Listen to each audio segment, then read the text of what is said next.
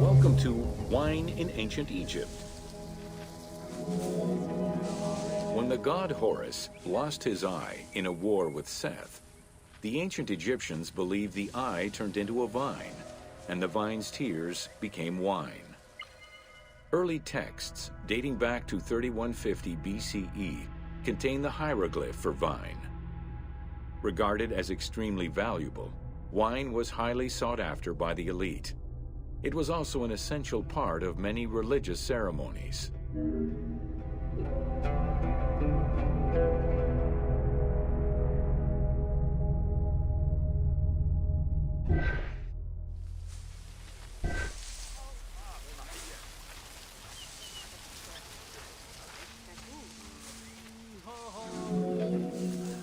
A millennia-old tradition.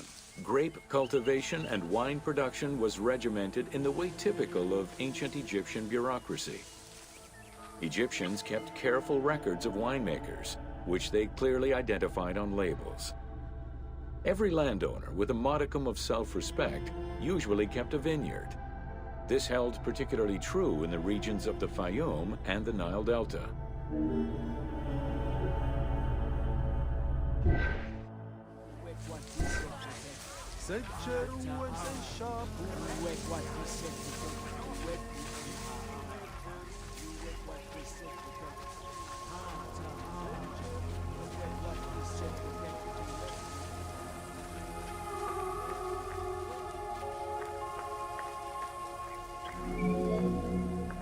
Documentation shows that only certain craftsfolk were allowed to provide the containers required to store and transport wine.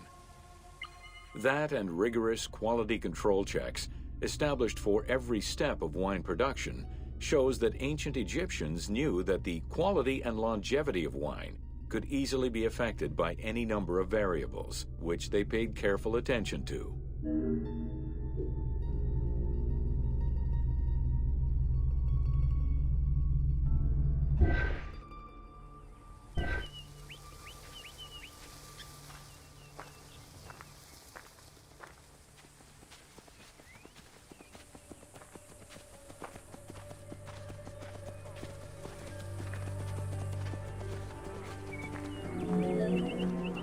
Egyptians had different kinds of wines, most of which ranged in quality from good to very good. The sweet shadé, to which honey had been added. The soft negem, obtained by drying the grapes in the sun. The ma, reserved for religious ceremonies. And finally there was the peyor, the mediocre rated wine, resulting from the second pressing of grapes and reserved for a less discerning palate.